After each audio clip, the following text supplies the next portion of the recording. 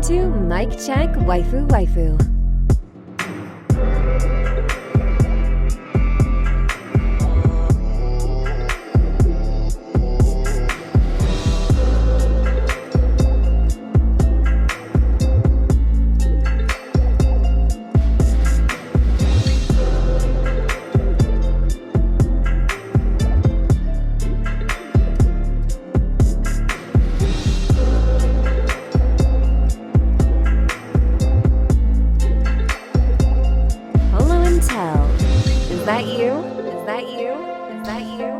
Mic check. Mic check, waifu, waifu. Tell you there. Is that you? It is, and spring is here. This is episode 295 of Mic Check Waifu Waifu. As always, it's brought to you by Patreon. Patreon.com/Mic Check Waifu Waifu is where you can get early access to the video version of this podcast. This is where you can get access to the Patreon exclusive podcast, The After Story, is where you can get access to the pre-show. 295 pre-show is up 2 days before this episode goes live for everybody else. So make sure you check out patreon.com/Mic Check Waifu Waifu. Shout out to the Patreon producers. Without you, we wouldn't be here. Christian, the archivist. Rob from Dad Needs to Talk podcast. Fear, Glazed Yams. Ked the Pro from Chaotic Culture podcast. Explicitly, All for One Matt. Monique Williams. Simi Sensei. Frozen. Rob Stone. And last but certainly not least, our guy, T Money Fingers. Sorry, Frozen. T Money Fingers echoes a little bit better than yours, bruh. Be wildin'. It's man-made. Anyway, this is episode 295 of the anime podcast Mic Check Waifu Waifu. The anime podcast that brings you seasonal anime topics and discussions. We cover anime seasonally. This week is the start of spring. While it's only merely halfway, or I will say majority of the spring is released, we're still missing about, according to my list, about 4 shows left to drop. We are going to cover as many shows as we could watch this spring so far and discuss it with you. Now, what we like to do for this is we like to discuss episode 1s in its entirety. So that goes full into what the episode is about and some spoilers for episode 1s of this stuff. So if you already have the shows we're talking about on your list, make sure you just fast forward through that part. Or if you don't and you're looking to add some shows to your list, maybe some of these shows are for you that we described to you. Yeah. So we got that, and then in the second half of the show, we're going to spoil season 3 of Fire Force. The beginning of the first episode. The first episode of Fire Force, obviously season 3. So maybe some people didn't watch season 1 and 2. So we want to make sure we split that up into the spoiler half so we don't spoil people. And also we're going to spoil Shoshimin in the second half of the show as well, because same reason as Fire Force, because this is the second season. So, but everything else, fair game. Oh, and Windbreaker as well. Yeah. So those three episodes are going to be pushed to the spoiler half of the show in the second half after our song break, and everything else is free reign. So with all that being said, Till, shall we start with what was our episodes of the week and then go from there on how we feeling about the spring season so far? My episode of the week is To Be Hero X. Oh, fuck. I forgot to watch that one. That one's on my list too. Damn it. Okay. Talk to me. To Be Hero X, episode 1. I made a comment in the forum about it, but it Discord.MicCheckWaifuWaifu.com. It subverted my expectations. I went in wholeheartedly, especially off the first few minutes, expecting some My Hero Academia type stuff, and bro, it was not that. It was not that at all. Am I spoiling? So yeah. Here's what it is. You go into the first episode. Wait. Okay, so hear me out first before you continue. Before you spoil it, is this something that people should watch to be stunned by? They should. Okay, so if it's something major like that, maybe we don't go into too much detail. I'll give this. How the anime world explains the power system. It's based off of a trust system. Trust and fear. Villains are made off of fear. Heroes are made off of trust. If you trust that the hero is a hero, you trust what they say, you trust what they do, that hero becomes stronger and stronger and stronger. So that the more alone. people trust them is amazing, right? Now that doesn't tell you anything about what you'll actually experience, but it's actually a really cool like analogy to how like things will work. I was just about to say that alone is unique enough to make me want to watch it, to be honest. And it's crazy. It actually it completely subverted my expectations. And then the very last moments of the first episode blew me all the way back. I was like, hold up, this is tripping. Because not only now granted, hear me out. It has the arcane kind of look.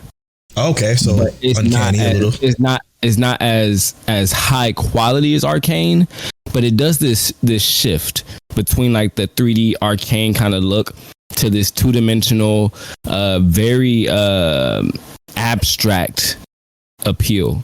I actually, and I like I said, I'm not on X or Twitter or whatever, but I heard that it was all over people's timelines and whatnot. But I'm very happy that I checked the forum today and saw this, because I would have skipped this one entirely, because I had seen nothing about it. It didn't pop up when we looked initially for an anime, like when we were looking for the spring season. Yeah, it didn't pop up. So now that I've seen it, it's on Crunchyroll. I'm recommending at least the first episode to everybody, because the first episode has me hooked for sure. Like it has a hook. Okay. All right. I'm excited about it. I had it because I saw that in the forum post too. But then I got out of there because I didn't want to get blown back. But I'm like, damn, I got to check this out. Yeah. So, if I almost told you we couldn't even start until you watched it, but I'm willing to talk about it because I feel like it needs to be said, and I know it'll hype you up. Yeah. So for me, this is kind of tough because for me, I had if you want to talk about it in terms of like spade hands, I got like 3 impossibles for episode of the week this week. Right. No, there's some good ones. I ain't gonna lie to you. Yeah. Shoshimin, I love that show so much. So good. But beyond that, like, I don't want to cheat. So I'm gonna just say that the show that impressed me the most. There's 2. But let's give them both, bro. I'm gonna start off with this one because I want to keep the show kind of relatively segmented, right? Kowloon generic romance. This one subverted my expectations.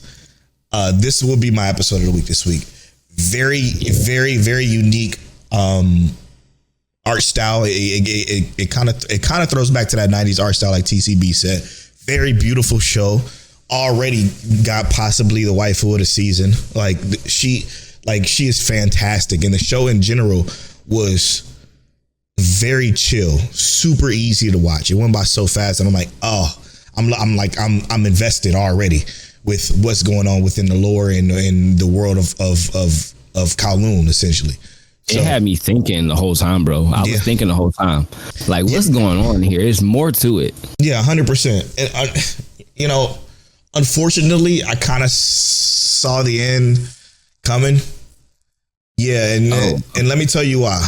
Because of last week, was it last week? Yes. No, 2 weeks ago. Whenever we had our preview episode, is when we read the synopsis. Reading the synopsis kind of ruined what the surprise was in the show, but I will say the surprise is worth it. So if you don't know what Kowloon is, or if you didn't listen to that the preview episode where we read the synopsis of it, go into Kowloon knowing nothing, because the less you know, the better the experience is when you watch it all the way through. Because I do feel like that in itself is like mind blowing if you don't read that synopsis. Because looking at the synopsis now, I'm like, oh shit, you know what I mean? Like it's there. So don't look at anything, but watch it.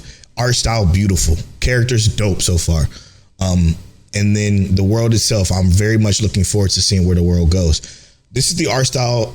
I wanted to enjoy this art style even more because Yakuza Fiance kind of had the same art style, but obviously that was a terrible show. So, but I think we are in for a treat with this one. It reminded me. So there's a specific character in and I just rewatched it. what is it with Little Slugger? Paranoia Agent. There's a character in Paranoia Agent that looks just like her. And when she was sitting on the bed, it made me think of that. And I was like, oh, this has that like classic old school look. Yeah. It has the classic old school look with like the upgraded, animation and graphics in general. It looks so good. I was also very surprised, and I enjoyed Kowloon so much. Yeah, it was really There's nothing generic about it, at least in my opinion so far. No, not at all. I'm so looking forward to that one. That one's going to be special. All right, so just to move into some of these other episodes, I want to keep mine kind of I'm gonna go next because I want to keep mine kind of listed in the way of enjoyment. Okay. The next one I probably enjoy a little too much, and I got 2 episodes of this, so I'm gonna just try my best to only talk about one. Is a surprise show that I didn't think was gonna be as good because I thought this was gonna be just one of our comfy shows, and that's the Underwear Atelier Meister. What a fucking sweet little show this is, where I just can't help but to absolutely love it so far. It's 2 episodes out right now because a new episode dropped today, I believe, which is Sunday with the time we're recording this. But I mean, this kid Kirk gets kicked out of his former party, the top party in the country or the world, I think the world, and he doesn't realize that he's talented in different ways other than combat. And it's just the sweetest, most wholesome show you ever see. Normally shows like this, I wouldn't recommend to everybody. This is probably one of the easiest recommends. And Crystal, I'm talking to you. Okay. Watch this one. You remember the show that I recommended to you last time, Crystal? I'm talking to her. So you could just chill. You remember the show I recommended to you last time where the girl was picking up trash or whatever, and it ended up becoming one of our favorite shows of that season. When they had the stars, I forgot what that one was called. Galaxy Next Door? No, hold on. This is nothing like that. The one with the girl, she had the slimes, and she didn't have any stars, and got kicked out of her home village. Crystal knows. Oh yes. I know exactly what you're talking about. She got kicked out for having no stars, but she was. I think the main character alone is enough for you to want to pick it up. Okay, so keep that in mind. Yes. You could probably put Witch Watch on the back burner and binge that later, like I'm gonna do, and then pick this one up. So funny. So yes, I do think the Underwear Atelier Meister is a really good one. Very, very sweet show. I agree. But you know what I enjoy way more than I also anticipated? Can a boy-girl friendship survive? I enjoyed that one so much more than I anticipated. And in the beginning, I wasn't kind of like just drawn into it. I was just like, okay, we're going to see where this goes. It's got this friendship. I'm not even mad at the friendship. I think it's kind of cute. Sure. But we get about halfway through that episode and we get the other character introduced. We see more of our characters. They're still talking about the same things. The progression wasn't really moving necessarily. But what I enjoyed so much was almost exactly what I anticipated. Because it's very predictable. Yeah, 100%. It's 100% predictable. But I enjoyed the immediate switch in tone. Yeah. Very My Teen Romantic Comedy at that tone switch yes, but it made everything that I watched before that just more enjoyable. Mm-hmm. You know what I mean? Because it was so lighthearted. It was so almost like I'm gonna be laughing the whole time through this to hold up, switch the tone. And I like that. I like having something that feels very lighthearted but has that deep. It's almost like Maki and too many losing heroines, right? It has a lot. It has some funniness too. I'm not saying the show is like that. I know. I'm saying that the tone switch is similar because they have a lot of funny moments in there. Yeah. But when that tone switch is so prevalent, I really enjoyed that. So okay. So what Tell is referring to is literally the last 1 minute and 30 seconds of that particular episode is when that tonal switch happened. However, the show before that, and I like the show too. Don't get me wrong, but I gotta remember what we talked about last week. I gotta let my shit off. Go ahead, do your thing. The show frustrated me. because this show is for people who's new to fucking slice of life, to the people that has no idea what slice of life is, because what it did is so frustrating. It kept beating us over the fucking head. Oh, we've been best friends since this. We've been best friends since this. We became best friends because of this. We became best friends. We're best friends. We're best friends. And that was for 20 minutes of the entire show. The girl with the blue hair kept repeating why we became best friends, and it kept being this inner monologue why we became best friends. I love it because we became best friends. If you get a girlfriend, best friends, but we're best friends. It kept over and over beating us over the head with the fact that they're best friends and they want them to be happy in other relationships, and it doesn't ever work. Like, you don't need to do that. You don't need that setup to drown out natural character development. Just have them interact. All you have to do is just have them interact, talk to each other, live a normal life, instead of constantly tell us, oh, but we're best friends. Oh, but you should get a girlfriend even though we're best friends. Do you want me to help you look for a girlfriend because we were best friends? You know, I had a boyfriend, but we were best friends. Like, you don't need to do that to us. You do not. And it was so frustrating because it kept happening so much that I'm like, I just want to watch the show. You don't need to tell us this. It's like, let me give you the example that I'm referring to. It's just like when we talk about all the time when they try to explain the world lore in like conversations between two characters who should already know the world lore. The shit just don't feel right. It don't feel right. It don't seem right. It don't sit right. If you do it in a classroom setting, it's a little bit different. Like if a teacher is teaching you about the world because you're a student learning about the world, that's a lot different. In this case, they just kept doing the shit over and over and over. And that was so frustrating to the point where I'm like, I want to like this more, but I can't because you're in your own way. But then that last minute and 30 happened. And I'm like, yes, there we go. That's what I want. That's all I need right there. So while I'm going to just say this now, all my homies like black hair. That's it. That's all I'm going to say about that. Nobody's rooting for... Hold on. Let me. I gotta make sure I get this right. I don't want to mess this up. Amari. Nobody's rooting for Yui yet, or Yui. Period. I'm gonna call her Yui because she's the Yui of this universe to me. Yui being the orange-haired girl in my teen romantic comedy snafu. So yeah, bro. Yeah, I did enjoy it though. Yeah, it was 100% that tonal shift, and I agree with you. They did beat us over the head with it. I felt like there was. I'm thinking about like the texting scene when she's texting him, blowing up about like, oh, you want me to introduce you, blah blah blah, and like it seems like obviously. Because to me, we're adults, right? We know that clearly she likes him from immediately. We can tell immediately. Yeah. There's no way you're that way with him and you don't like him. But from the childish perspective, it's like I can imagine why she doesn't think she likes him. And then immediately when you get that tonal shift, it's like, brother. Yeah, and they even said the name of the show so soon. Can this boy-girl relationship work? Survive. Yeah, like just stop. Just let the show be natural. Let it flow. Let them be kids. Let them grow into the middle school. Let them grow into high school, and just naturally let's start the store. Let's start the Instagram. Take these Instagram pics, and the store's selling. Talk about that more. Let's enjoy that aspect of it more, and talk about that. We don't need to talk about how much we're best friends over and over and over. So that I feel like this is gonna be a hit though. I ain't gonna lie. I feel like after this first episode, I feel like it's gonna hit. I think they established it now that they're best friends, and now it's gonna be more of a competition. I'm hoping it go more serious. Yes, but I got a feeling it's gonna have a little bit more slapstick than I'm initially wanting. But yeah, I'm looking forward to it. I'm glad you brought that one up too, because it was really, really good. Now, what did you think? You just went. So let me start off with this one. The Two Perfect Saint tossed aside by my fiance and sold to another kingdom. This is Tell.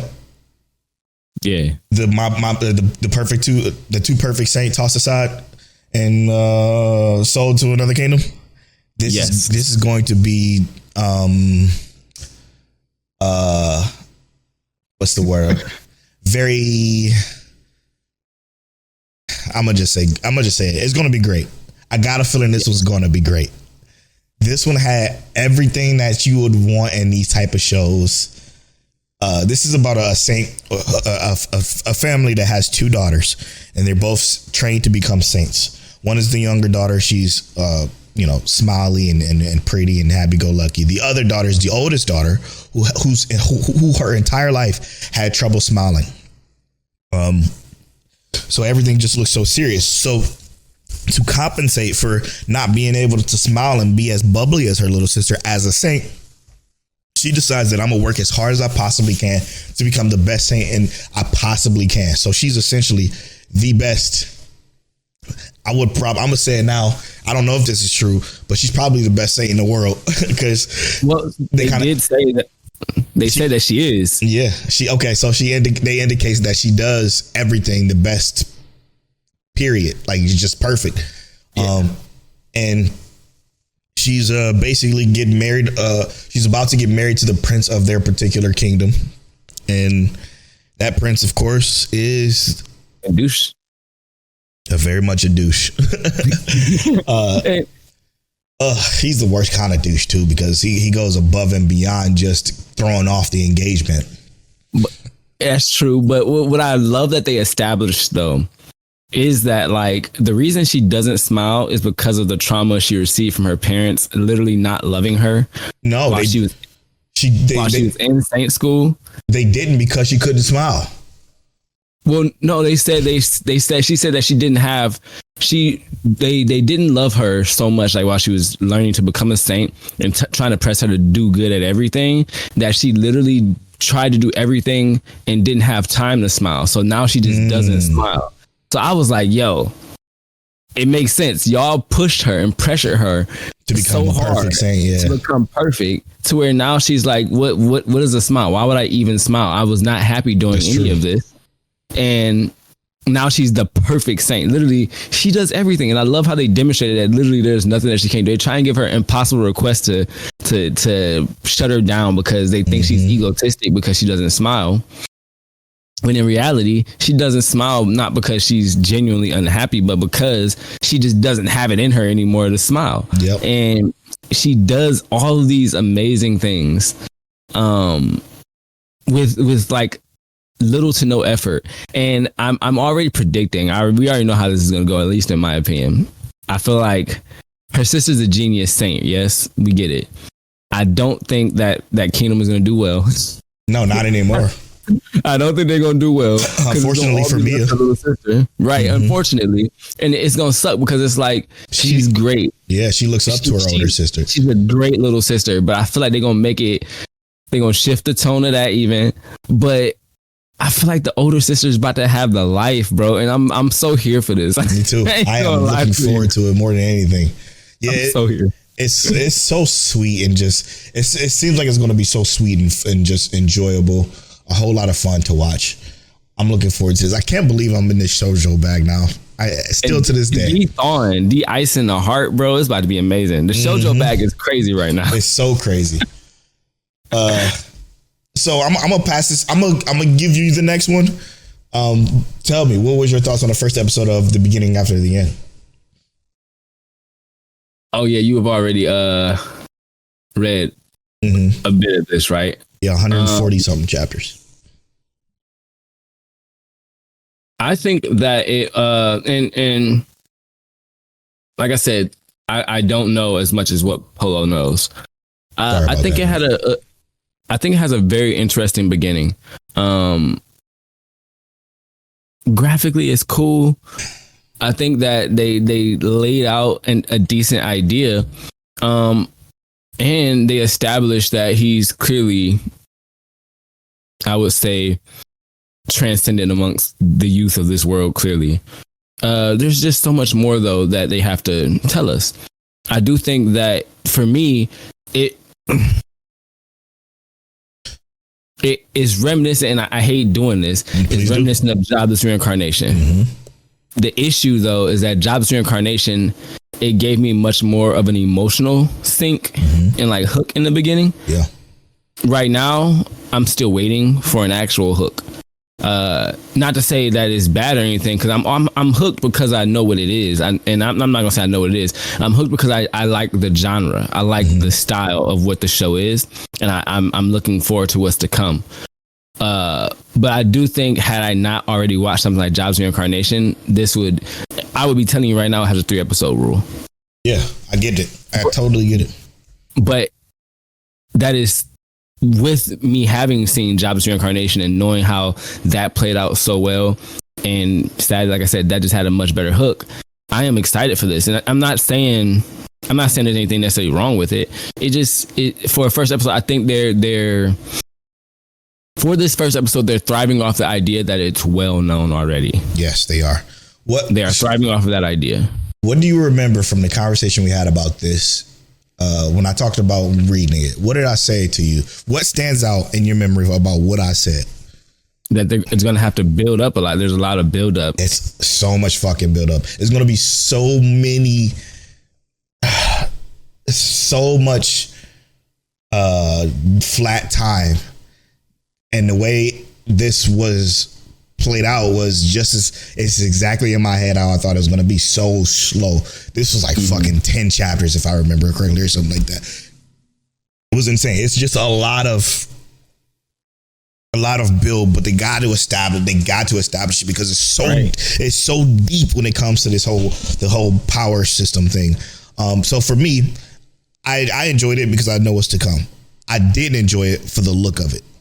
This shit look like a slideshow a lot of the time, and that purely frustrates me. They put a lot of particle effects on a fucking PNG, and they slid it to the next scene. You know what I'm saying? Like that's all they did. Like, and this is where I'm a little scared. Studio A-Cat does not have the best record, okay, at all.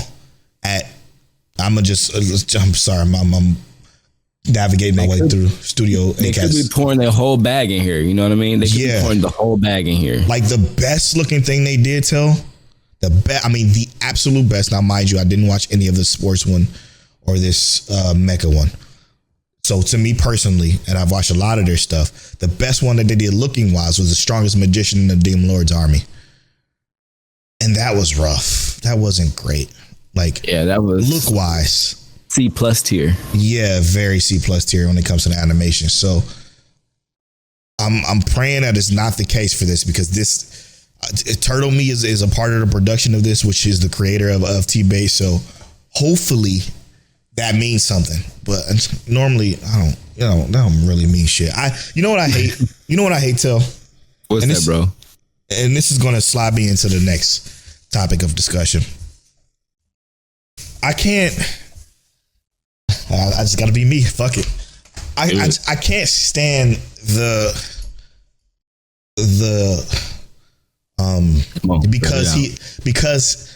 don't take it, because TCB, this is going to seem like I'm throwing this at you, because I'm about to use you as an example, but this is just in general, not the people in our community, because the people in our community I don't think are as bad as this world's seen, but just fucking the Twitter people that is, but Obu is, what's his name? Obi is a part.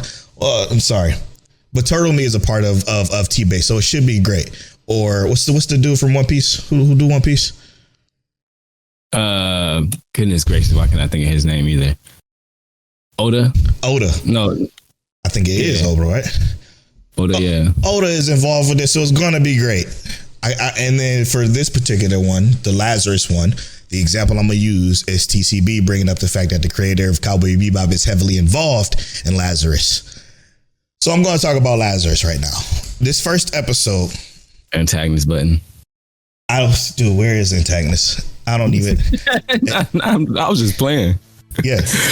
This is, that's actually Bleach, so that's not even going to work. Oh, there it is. I do have the antagonist button. So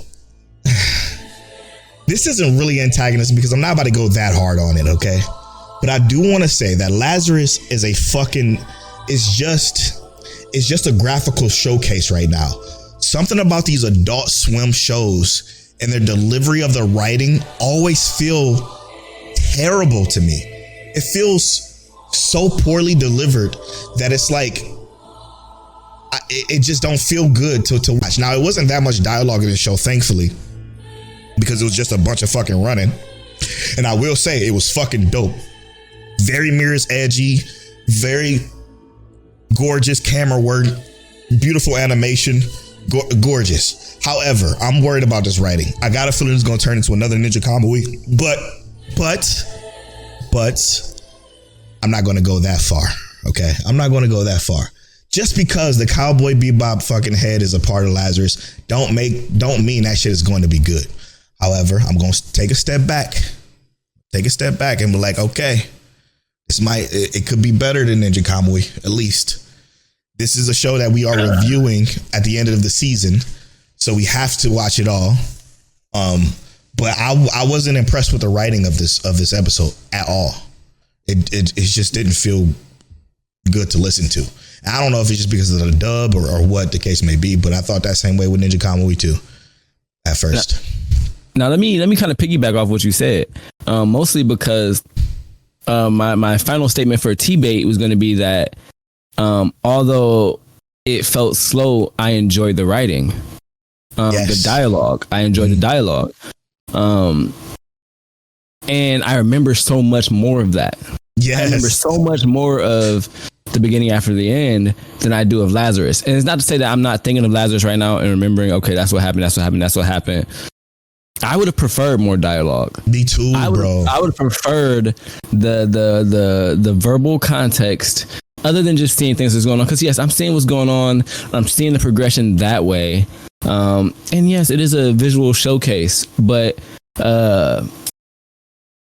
my slice of life taste can be a little bit more childish than my adventure sci-fi anime taste, because I've seen so much more adventure sci-fi anime. So my taste in that is going to require at the moment a little bit more dialogue, a little bit more context, a little bit more pushing. Depth, yeah. And it's not to say that there's anything wrong with how they do it, because this is going to be your typical way of sinking your teeth into people. Did I think it looked good? I thought it looked great. Beautiful. I'm going to definitely watch. Well, even if we didn't do this podcast, I would probably watch it all the way through. But I would probably wait for the season to be done. Yeah, that's exactly right. Go ahead. So the word I gotta describe this writing so far, mind you, just the first episode, but I can't say that for any other first episodes that I watched this season. But it felt soulless, and I think I said the fucking same thing when I watched the first episode of Ninja Kamui. It just, the dialogue feels soulless. I don't care about nothing and nobody yet. I know this is just the first episode. But again, I can't say that about any other first episodes that I watched this season so far. So is that an excuse? No, I don't give a fuck. You know? They did establish what the main threat of the world is. Of course. You know what I mean? They established that. We knew that by reading the synopsis, though. Right. They only gave us the synopsis. They could have given us more details, specifically with the characters, because I do want to know the characters. And yes, we're gonna have time with them throughout the show to meet and understand the characters and whatnot. But with how things were going, like even him breaking out of prison essentially and doing his whole bag, that happened so quickly. Yeah. Into this chase scene. I break out of prisons. Right. Into him being flashbanged and all this other stuff. And it was like so many things happened so swiftly. And then they only happened swiftly because majority of what was happening was visual, was just the graphical showcase, like you were saying. But go ahead. They went to the Leland. Leland says this fucking line. Oh, I don't think I'm coming back, Professor. And I don't think there's a reason to come back after the dude is announcing the shit. What does that do? It's just it felt soulless and dumb. He's going to be the philosophical character or whatever the fuck. And then you got this Doug guy who's completely fucking useless. It feels like he was the least memorable, but probably had the most dialogue in the entire show. He was the least memorable character, and it's a shame because he's a brother. And then you got Christine. Oh, you about the cop? Yeah. You see, you don't even know what I was talking about. I don't even think he's a cop, but maybe he's a cop, maybe not. And then you got Christine, who's all like, do I have permission to fire? And she's just on this weird motorcycle, and she just opens fire, and then she does her little thing to catch Axel, which is the main character. Again, you don't even know any of these characters' names. You probably don't even remember anybody's name other than maybe Axel, because they say at the end. Gilberto. Yeah, that to me is terrible, terrible writing this early on. I can sense that people are going to be in denial like they were with Ninja Kamui. I can sense they're going to try to force this to be good. Now, can it be good? Yes. Maybe I'm jumping the gun. I'm being hyperbolic. It's going to get better, bro. I'm praying to get better. But I got a feeling that you know how pride comes in between the anime community and the fucking Twitter anime community. Like, they're not going to let it die. They're not going to let it die. So, yeah, I got a lot to say. I had a lot to say about that. I just don't think it was a good first episode. I mean, I liked it fine because it looked great and it had a lot of Mirror's Edge-ness in it. Like when he was running up the cranes, I'm like, that's fucking all this is Mirror's Edge. When he grabs the drone, that's Mirror's Edge too. Like it was dope looking, but that's about it. He said it was just dope looking. That was it. Hey. Oh, brother. The Lazarus effect. You know what that's about. Where you want to go next? Let's see. You watched the From Old Country Bumpkin to Master Swordsman? Yeah, From Old Country Bumpkin to Master Swordsman. I enjoyed this shit a lot. Hey, but hear me out. This is definitely I'm kind of with a lot of that too. The master of something. Yeah. They realize they're the master. Just like the Atelier one. Yep. What's nice about this though is that I'm thinking about the action sequence where he was fighting the other guy, which looked great for CGI, by the way. Right, but it was the slowed down and the inner monologue of while things are happening. Mm-hmm. I'm like, I can do this. That shit gonna be fire. I love this. He about to break down everything when he messing people up. And for something like this, it doesn't even need to be fast paced because you're just following this life of this completely overly humble character, which I love these humble characters who has these people who fawn over him because he's legitimately a master, demonstrating why he's a master while feeling like he's not a master. So I'm with it. I'm here, bro. You know the best part about this for me is? What's that? Is that it's wholly, again, I'm being hyperbolic, but it's realistic, quote unquote, in the sense that this guy is in these backwater woods, don't know anything about the outside world because he's been where he's been the entire time. And that's kind of the premise of what his father's trying to get him to understand too. While I was saying, hey, if I'm your granddaughter, his real goal is just get him the fuck out of this country. Right. What I like about it is the way that they establish the world is very small so far but hear me out. They start off with, I'm training with a sword, and they come in with these people. All these people come in. Oh, she's the knight commander, and then they come in with another person. Oh, he's a platinum adventurer or whatever it was, whatever his rank was. Oh, she's a black rank adventurer, and all of these people I've trained. It's good to see all these people that I've trained become such incredible warriors. But then you think about it, like, damn, he hasn't put together the fact that everybody that he's trained has become somewhat of a powerhouse within this world. In this world where you are wholly recognized for being this powerful. So he has legends about him and he don't even know about them. And he's making legends as he's training up legends as this world continues to grow. And what we're going to see is probably a bunch of that. And that I'm looking forward to a lot. I think that shit going to be fire. And then when he realizes who he is, that's going to be fun too. I hope it doesn't take as long as Osan did. Osan Newbie Adventure. But I'm really looking forward to what this was. That was a great first episode. To go to one that it wasn't a great first episode. Here we go ahead and say it because I'm about to say the same thing. I was literally about to do that. I don't know if you were because I don't know if you watched this one, but please put the Mon Takamin song. Yeah, okay, not that one. My bad. Yeah, this shit is fucking off. Please put them things on. So this is the one where we read it a couple of weeks ago. Is where this school goddess becomes the school goddess because she has the ability to rewrite the butterfly effect. So whenever something goes wrong, or rather if it's track and she gets second place, or she gets a B on her test, or she doesn't get 100% on her test, she could take off a piece of undergarment and rewound time. and then fix whatever. It's not necessarily that it fixes it. It basically goes into a new route of the timeline to where she gets 100%, or she wins the race by taking off a piece of her undergarment. And essentially, our main character sees her putting on her bra, and because he saw her boobs, and this is all uncensored too on Crunchyroll, it's crazy. Because he saw her boobs, he now is a part of her ability. He can sense her ability. So whenever she got her test back and it was a B, she took off her panties and rewind time and then brought it back and it was an A, but he realized that it was all rewind. He goes to her and he says, hey, what happened in class? I saw this happen. And after he does that, she basically tells him about the power. Now, this is the worst part about the episode and probably why maybe I won't watch it, but we'll see. She basically tells him about the power and asks him, can you be my closet? So basically he's going to be holding all of her underwear because she has to put her underwear back on eventually to, live a normal fucking life. So it's to be my closet and basically hold my underwear for me. He says no. Now, because he says no, she basically grabs him, forces him to grab her, and then she just screams so the entire school hears. Now, mind you, she's the student council president. She's the goddess of this school. Everybody heard her scream. Everybody comes rushing in. Well, what are you doing? And she's like, he touched me without me, without my consent. And he violated me. They call the cops on him. All this shit happens. Like, it's awful for him. Like, it's ruining his life.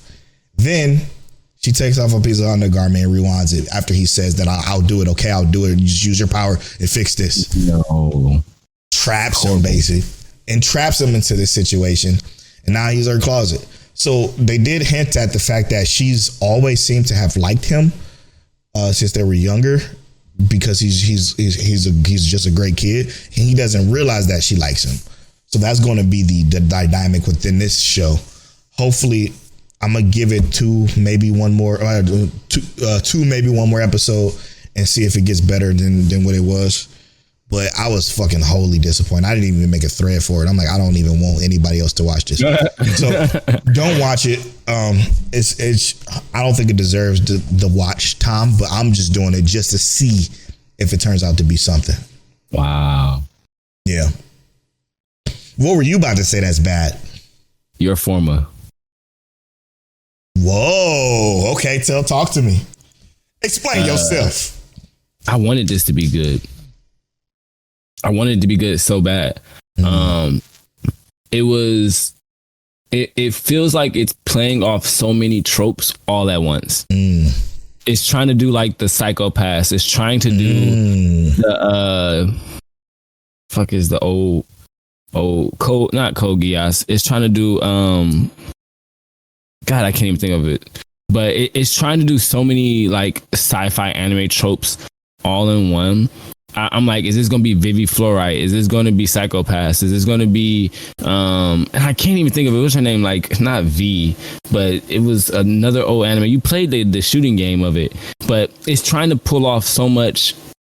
Ghost in the Shell. And it's not Ghost in the Shell. Yes, trying to do Ghost in the Shell. It's trying to do ID Invaded. It's trying to do so much. It's putting all this together, and it's not doing an amazing job of having the story be like linear while separating. You know what I mean? So the story, I don't necessarily care about the story being specifically linear, but that's the through line. I need the through line.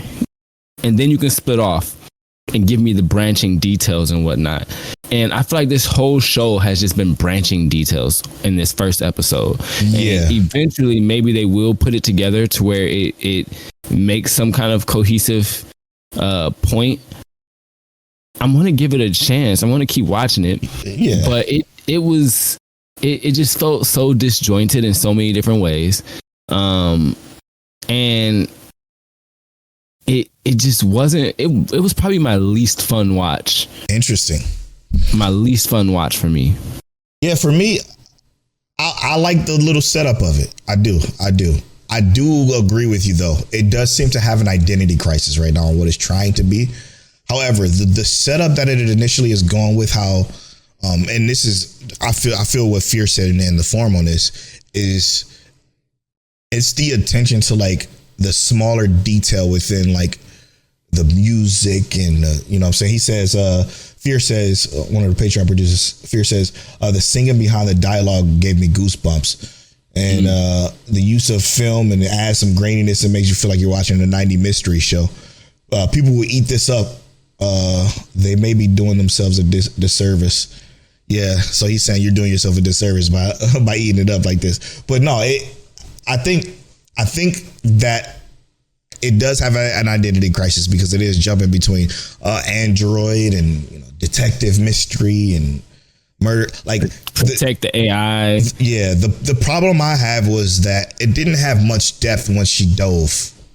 I was expecting a lot more to that. If that's going to be the main show, you know what that reminds me of? Oh, what is it? Copcraft. Oh my God, that was garbage. Yeah, so I'm hoping it doesn't go that route, but I did like the setup of where they're going within the world. So I'm looking forward to it. I hope it gets better though. I'm that's one of the shows where, and unlike Lazarus, where I feel like the setup was a lot better than the for me to want to continue. Whereas Lazarus feels like, okay, I'm going to continue, but you got to do some better setup. Yeah, between the characters and the dialogue and the writing, and that's kind of what I feel. I feel like they could have given us more in this first episode. And it, you know, this could have been one of those shows that would have thrived with an hour-long first episode because of what it is. It could have really done so well with giving us the mystery and the story in like that short, even if it wasn't even an hour, let's say it was like 45 minutes or something like that. You know what I mean? Just double it up. It could have done so well with giving us the double episode treatment, the 3-episode treatment, and saying, boom, this is what you're dealing with. And, you know, giving us a chance to truly digest what this world is trying to give us, because then it does, like you said, have less of the identity crisis. It doesn't feel like it's trying to pull from all these different things within this sci-fi genre. It's putting it all together in one congealed form and saying, this is what you're dealing with in this 12 to 24 episodes or whatever we're getting.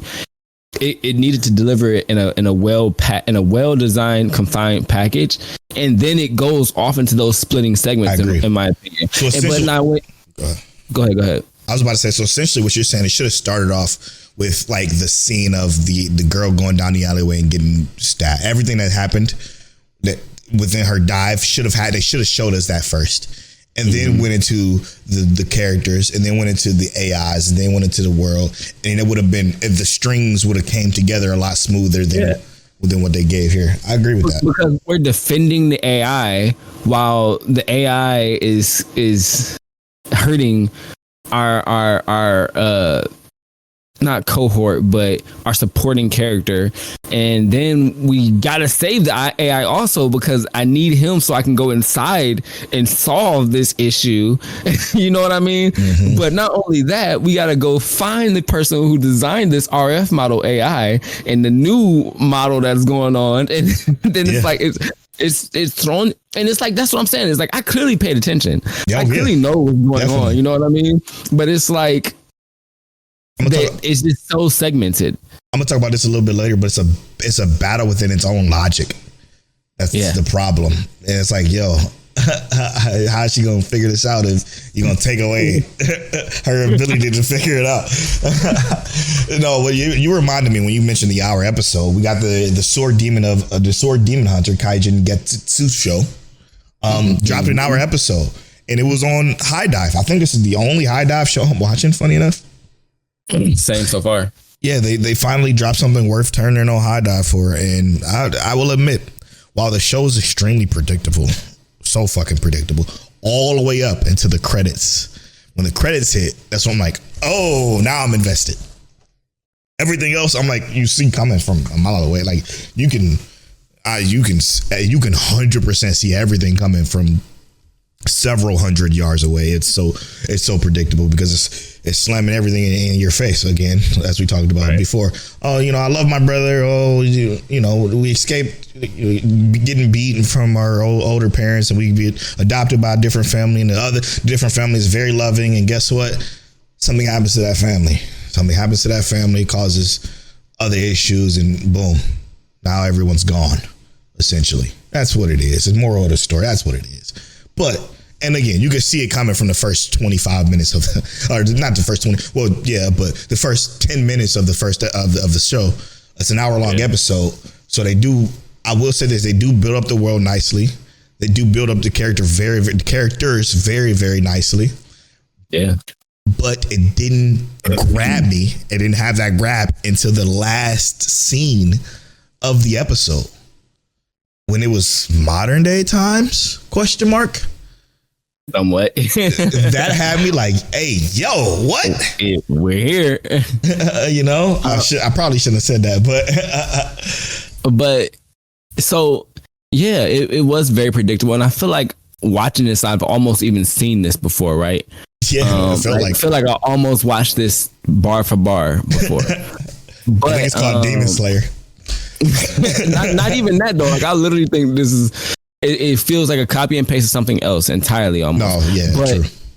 But what was good was that they did take the time to establish. They took the time. Yeah. And even though it's predictable, it gave me that time to see everything. And then it went into this whole formality of understanding that demons live thousands of years. And that sets the stage for, like you said, that final scene before we get to the next part.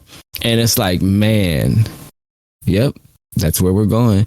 And it almost makes you wonder with that progression, like, dang, I hope he lived up to what he said. He came back to visit the people he said he was going to visit and stuff. But I enjoyed it. I enjoyed this whole first thing, this whole first hour and 53 minutes, or just not hour and 53 minutes, but 53 minutes and however many seconds. I enjoyed it. And like you said, predictable. I'm a little salty still, but sometimes communication could be key, bro. Communicate. If you could just communicate it, maybe this would have never happened. Just open your goddamn mouth. Maybe it still would have happened. You know what I mean? I have no idea. But communication could have saved all of this. Well, you know what I think it wouldn't have happened? Why it wouldn't have happened? Is because if he would have, before he left out again to go take care of this situation, when he was talking to his sister and just told her like, hey, this is the situation, then I don't think she would have been tempted by the demons. Right. My brother already told me. Yeah, I know. This is my opportunity to be loved by my brother now, or whatever the weird shit is they got going on. And it's not even her real brother, so, but still, true.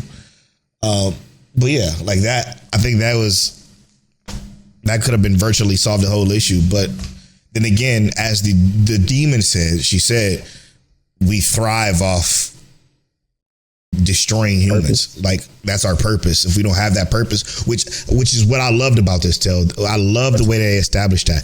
They said that the reason why we're doing all this now is because if we don't, because humans keep growing and eliminating us, and we can't really, keep multiplying or whatever the case may be, we're going to turn into these fairy tales or just rumors or fiction. What is it, fiction? Yeah.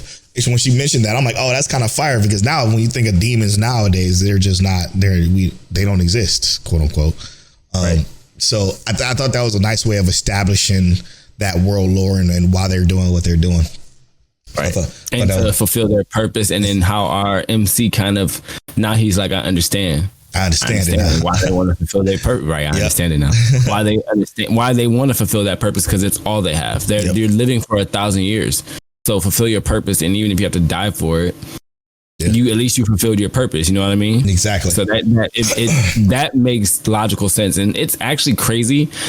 In majority of the shows that we have with demons, that made demons the most logical sense in majority of the shows that I feel like we've watched. You know what I mean? Like, tell me about it. Like, what are you here to destroy things for? Just because I'm angry? What are you angry for? What is the point? The logical sense I think is gonna be the through line through this episode, because I mean, there's There's some things that just don't make any logical sense. And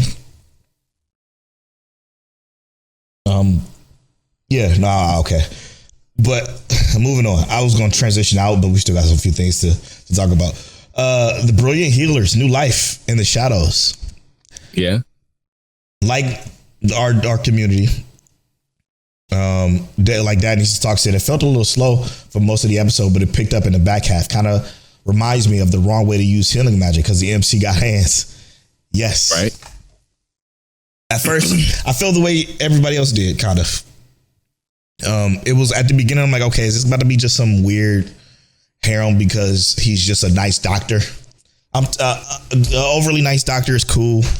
I like that too, but I kind of want something a little bit more unique. And then the second half of the episode, we get that uniqueness. He got hands. He's not as nice, or quote unquote nice, Mr. Good Guy nice, like Parallel World Pharmacy or and the like. And he offers the hook he offers is that the fact that you want to get to know who the hell he is.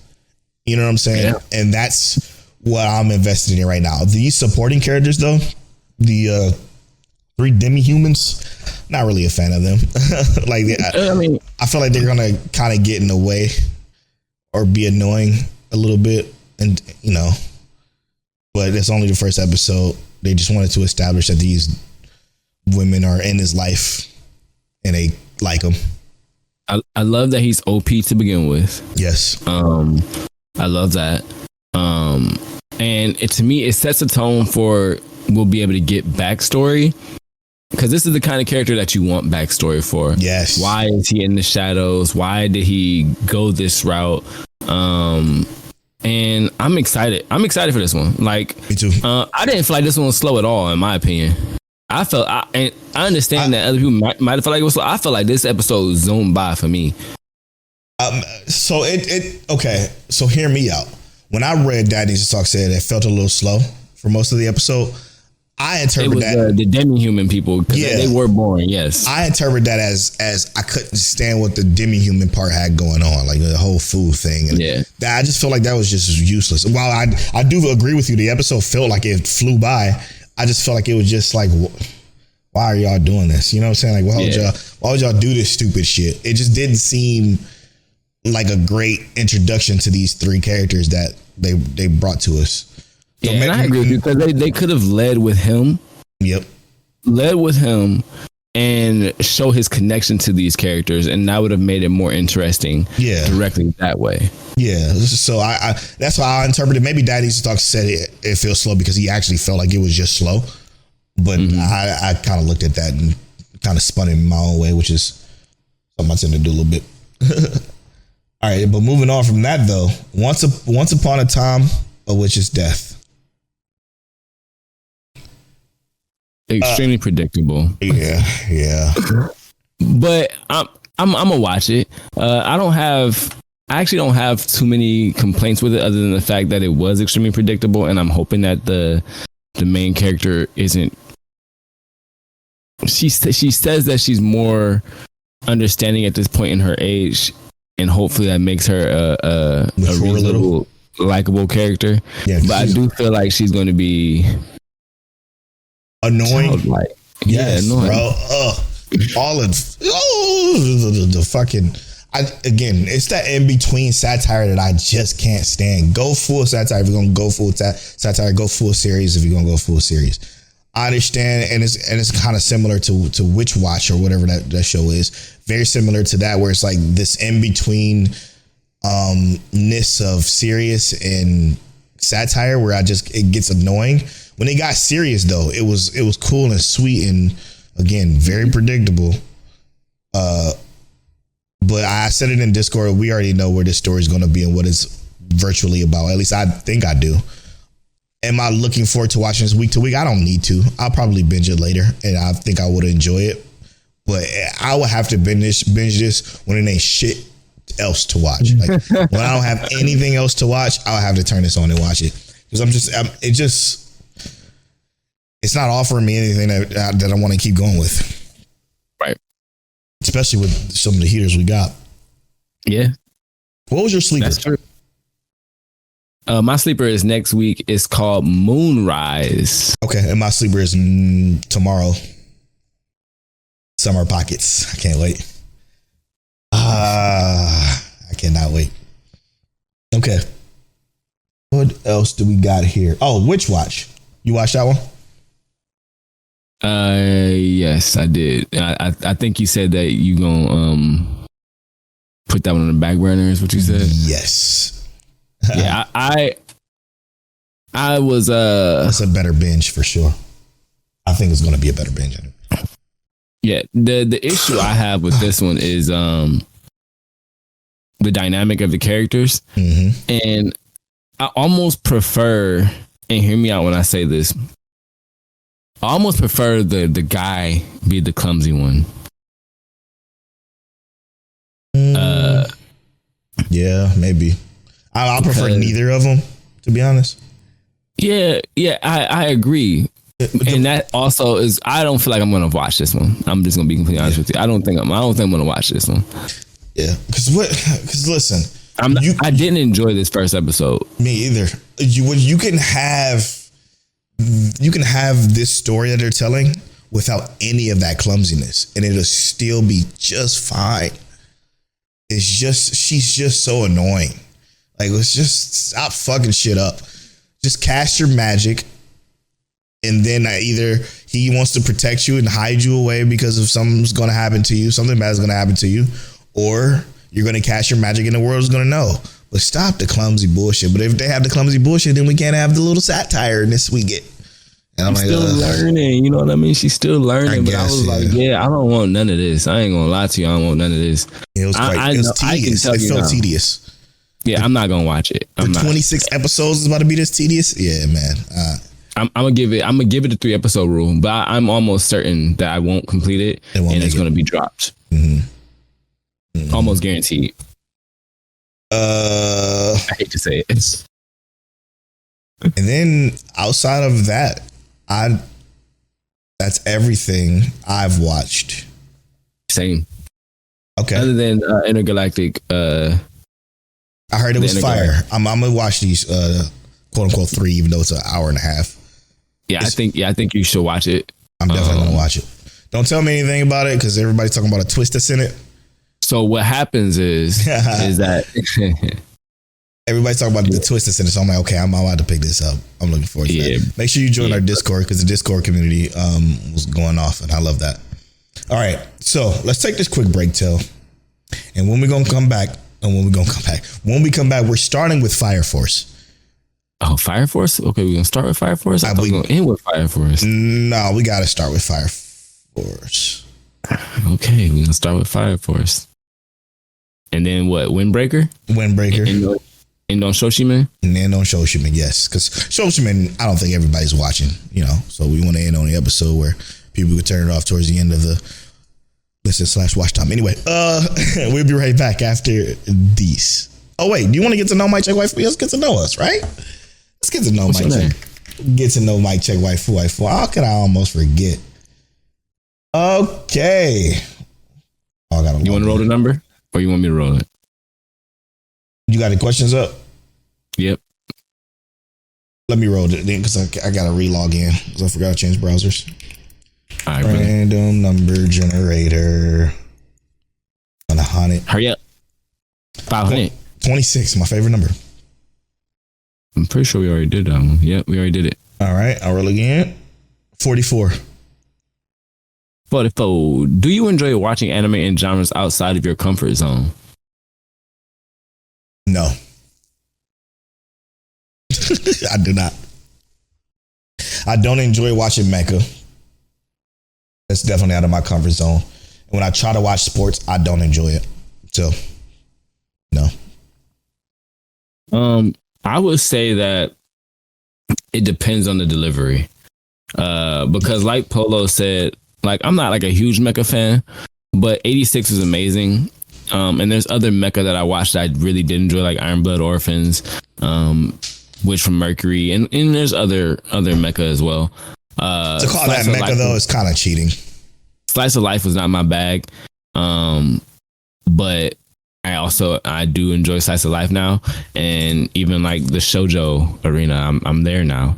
I will say, while the answer is obviously I would prefer to stay in my zone, there are ones outside of that area that I do enjoy. Mm-hmm. Yeah. All right, we'll be right back after Edis.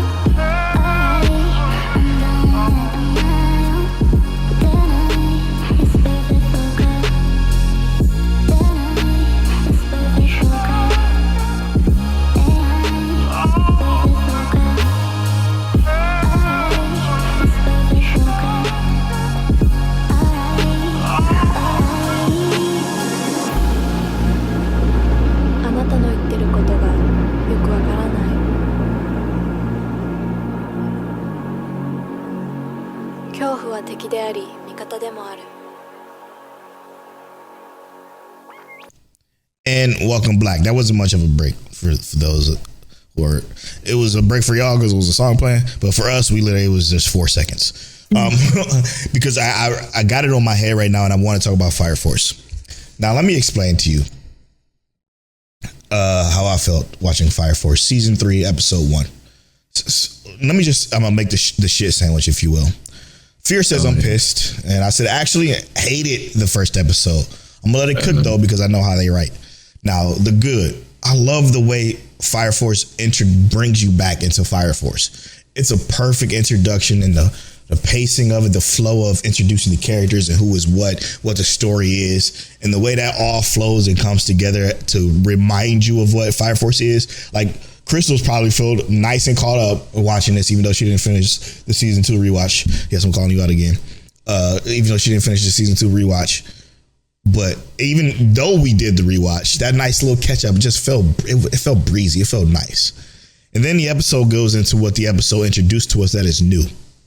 And this is where I have a problem with the logic of fucking Fire Force. Obi is in the Fire Force headquarters talking to the captain.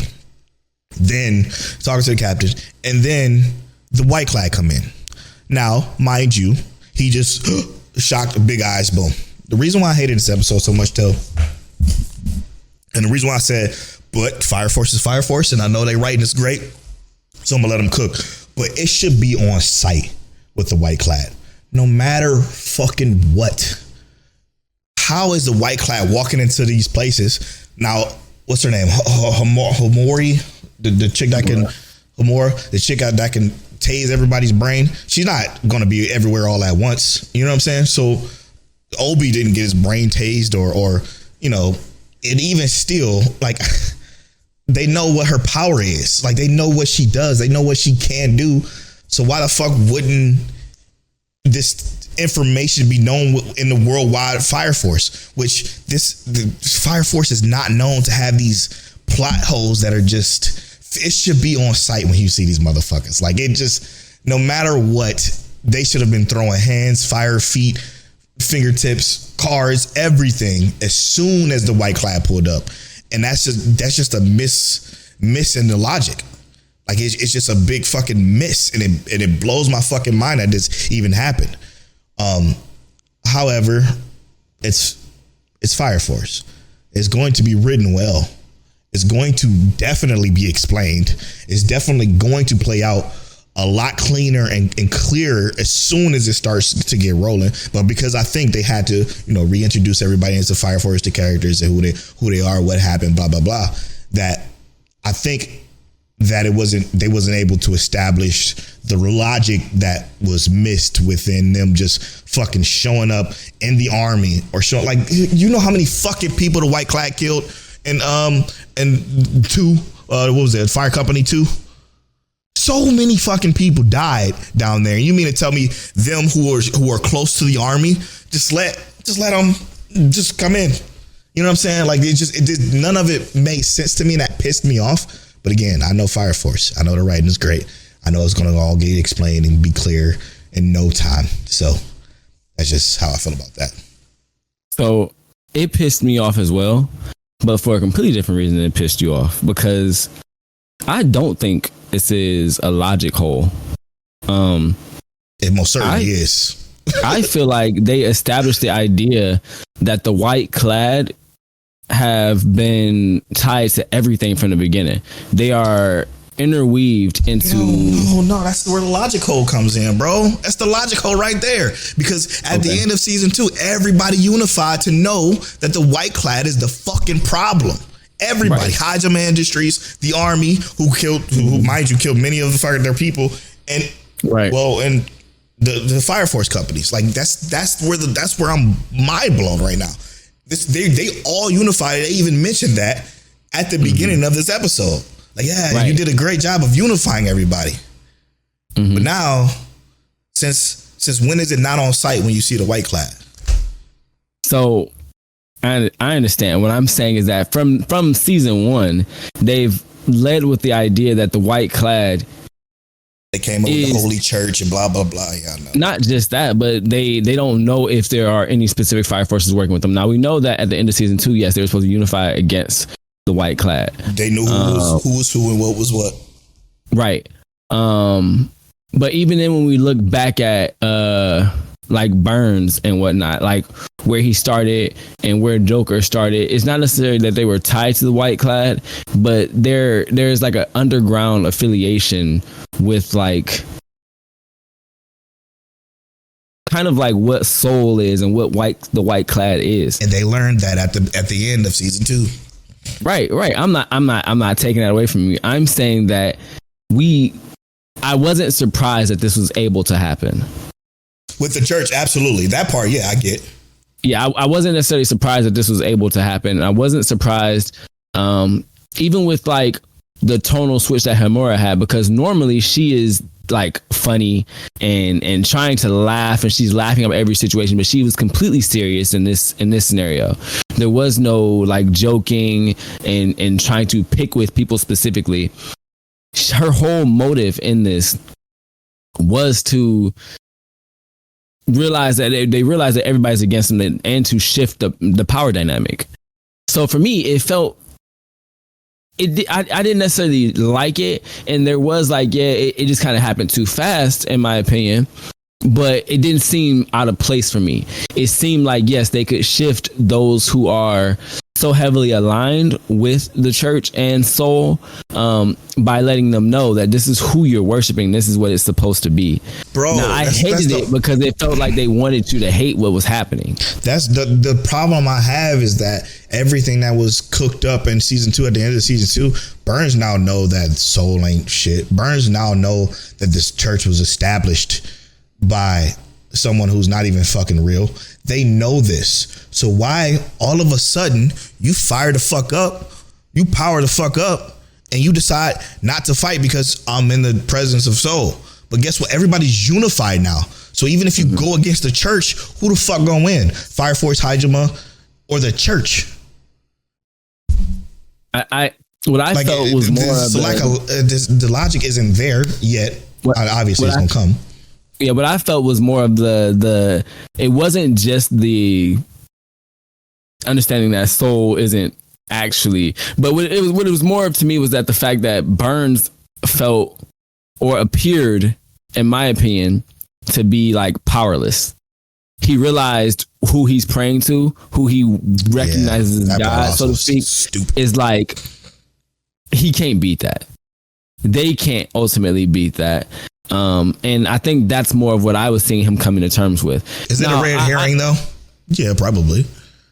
Right. Now I'm not saying, like I said, I'm not disagreeing with the fact that like I think it did happen fast and that they should have let that cook a little bit longer. Yeah, but they couldn't, right? It would have been easy to digest, right? Yep. It'd have been easy to digest how that transition. It's been how many years since season 2? 2, 3? Yeah. So obviously they got to introduce you, and it's not enough room. 24 minutes is not enough room to establish everything. But like Fire Force Squad 8, they did exactly what you would expect. They were the saving grace. They are the saving grace.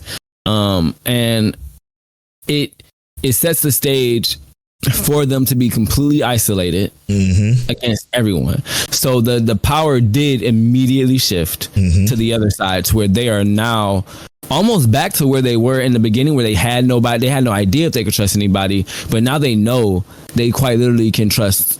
Except for Benny Maru. Yeah, they can trust who is there, who they will know, who they know they can trust, and they can trust Benny Maru because Benny Maru is who he is. And then I wouldn't say Joker. that. The only people they can't trust is Benny Maru and Joker. They can't trust. They can't Company 2, because Company 2 is affiliated with the Army, so the Army is fucking already can't trust them. Yeah, they're already captured or whatever. That's the part that frustrated me the most, is because of everything that happened in season 2. So many fucking people dying at the hands of the white. So many people died, including lieutenants and they even had like rewatching season 2 and just the dude's like, yeah man, I can't wait when I get back from this mission. I'm gonna show everybody my new shoes, and when I come back from this mission, we're gonna get married. Cooked. Like all these people are just dying, fucking dying, and they're just like letting the white clad come in and then march into the Fire Force captains or Fire Force leaders under the guise of the military, which again Company 2 is affiliated with, and just take OB away. Yeah, it's just that again, I already know Fire Force are the kings at explaining and building, and it just, this particular episode felt off. It just felt off.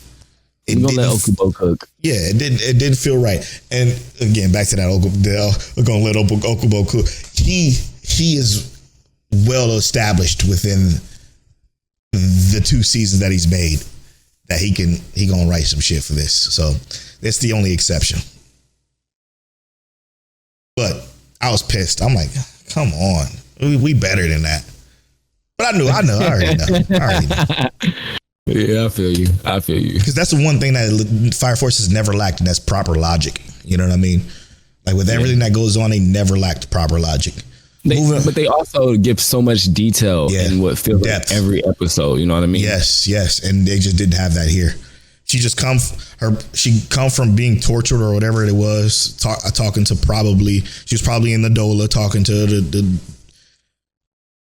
god lady, and that's what changed her to like, okay, we got to get this shit moving. But it was just, it didn't feel good. And all my homies hate Inca. Shout out to Fear. All right.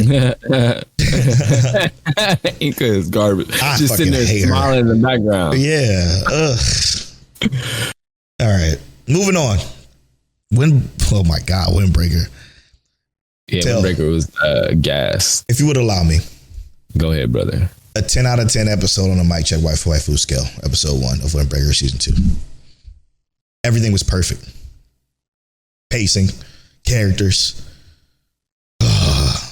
story. How do they do it? When I was watching this episode, I was thinking about Tokyo Revengers. And I was thinking about how it's so great to have Takemichi as a side character in this. Mm-hmm. And you know what I mean, though, right? Yeah, definitely. A side character. But he is so likable. He has his purpose, man. He does. And he not necessarily a punk. Like, and I'm not saying that Takemichi has stayed a punk and hasn't made moves that made him better. But this guy did it so fast. Remember, the previous season was what, 2-3 days? You know what I mean? Yeah, I think it ended up being like a total of 4 days. And now we here. Yep. This is literally the end of that and straight into this. And bro is like, I can't be that in front of these guys. I have to make my place, and he's already making a move. He's like, because right now I'm a liability rather than an asset. Oh boy, can't fight because I'm here. So let me go ahead and do something. Right. I love that shit. I love his character. I enjoy all these characters. Me too. The villains, they do the villain thing. You know what I mean? You hate the villains for the villain reason. Yeah, true. You know what I mean? But it's really, and that's what makes it crazy too, is that in the first season, they did such a good job of making even those villains understandable. I'm not going to say likable, right? But they were understandable, and they were like not perceivable, but they had a perceivable purpose and or reason. And here, these are the villains that are like Kid Buu. He just here to mess stuff up. That's what it felt like. They do such a good job of giving a place for our main characters, for our good guys, to show their purpose and come out here and rock this fucking episode, bro. It was wonderful. Crazy. It was so wonderful. Crazy. From top to bottom, everything that happens, like even grade 2 leader coming in, like, listen, I got this. I got him. And then he gives them that little talking to, and it just felt meaningful and purposeful and right. Everything that he said, like, yo, just step back. Look what you're doing. They show a clear dynamic how like the Keel group, right? They beat up on they group mates, and they're not very friendly in any shape or form, right? But they beat up on their group mates because that's just is what it is. But you see how when he hit Sakura, that's his name, right? Sakura, yeah. How when he hit Sakura, he wasn't like beating him to be like, I hate you and this is what you deserve. Right. He hit him to like wake him up. Like, look around you. It's a clear dynamic as to what was going on. And it did. It shook him and let him see what he needs to be doing as a leader. The show has been, they cook in this show too. And I love this. I'm eating. It's just so perfect. at establishing characters, reasoning behind the reasoning behind the reason of why everything goes down the way it does. It's so good. Like this could be depthless and still probably be fire, but this has so much depth with everything, and it just feels good to watch.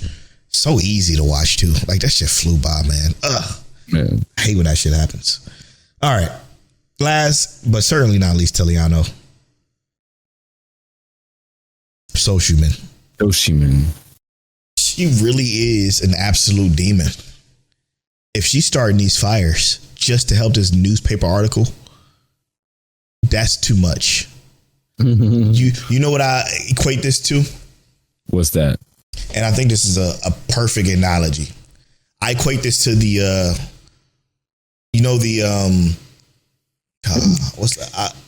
what's the word I'm looking for to draw this comparison? You know, the devil and the angel on your shoulder. The devil telling you to do this, the angel telling you to do that. You know, that is the symbolism I find within this show. She's the devil, he's the angel. Obviously, being our main guy being an angel and trying to do things the right way while trying to figure out what the devil is doing. And after the end of Shoshimin season 1, people didn't like Shoshimin.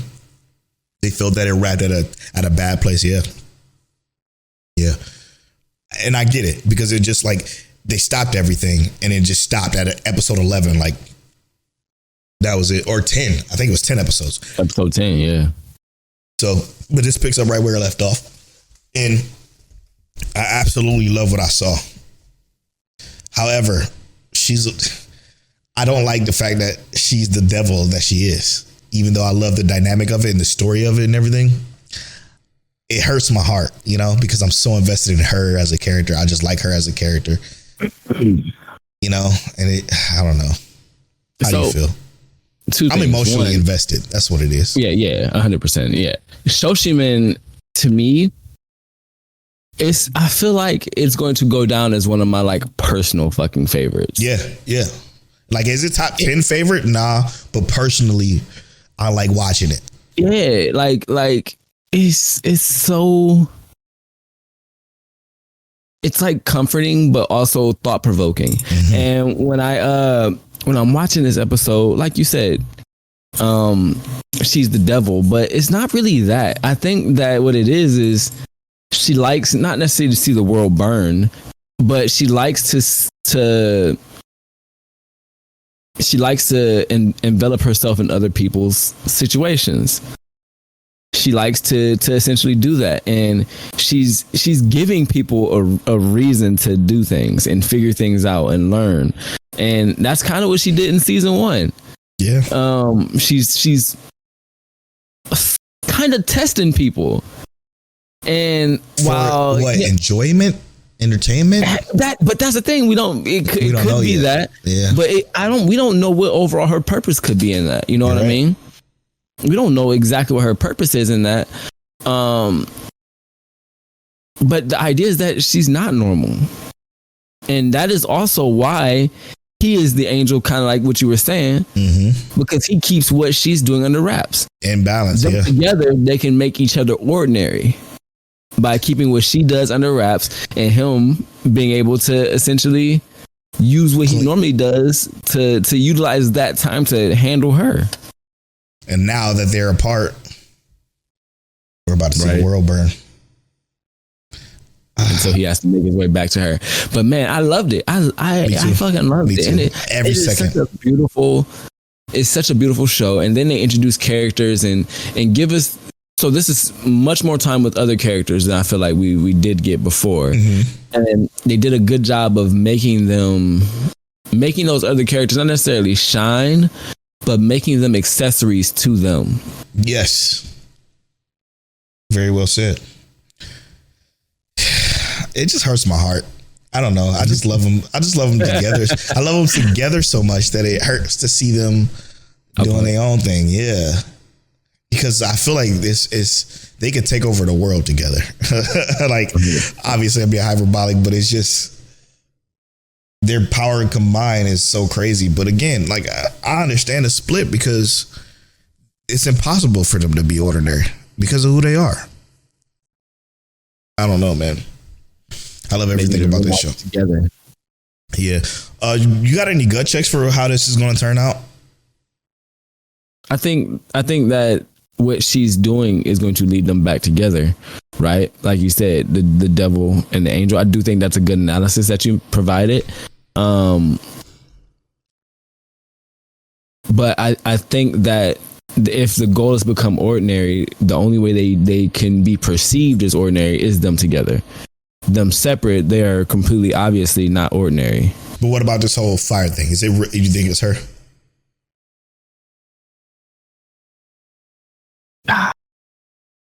I'm gonna say no. I think it's pointing to something that she would do, yes, but I'm going to say no. I mean, she can't drive, so she didn't drive the van to where it is to be set on fire, right? So, or maybe she found it instead of, I don't know. I don't think it's her. I think that so I'm not gonna say that. I think that the fires are her, but they're leading to something that people are not picking up on. Okay, I like that thought. That's a thought. Because that's what I was trying to figure out too. Is that what is the point in the fires? We don't know what the point in the fires are, but they're leading to something intentional. Especially with them escalating, like how the news club student was talking about. They're pointing to something, and that's why the fires are getting bigger and bigger. So maybe the fires are not to cover up, but to point to what they need to be paying attention to. Interesting. Like some breadcrumbs. Mm-hmm. Yeah, I like that. I'm gonna go with that one. I'm gonna go with that one too. I think she's setting it. She's setting out things to be put on fire for that arsonist to do it, in order for the newspaper guy to find that arsonist himself, get the credit, and write this banging ass article. You know. Right, because it could be something that the arsonist is trying to cover up from themselves that they're doing wrong. Yep. And she's just making it obvious for him to find out. Okay, I like that better. Yeah, I feel a lot better. Even though I didn't hate it, I fucking love the episode, obviously. But I feel better about her now because she's not just fucking doing this just for this kid that she clearly don't actually like. Right. You know? I like it. I like it just like I like that the fact that I'm Polo Born Fly on all social media. I'm at King Teliano on all social media. You can follow our Twitch, twitch.tv/MikeCheckWaifu.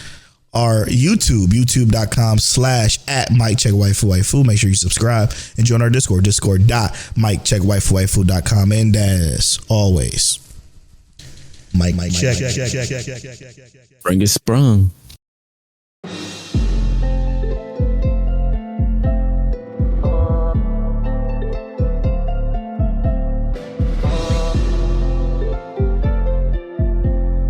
You're now tuned into Mike Check Waifu Waifu.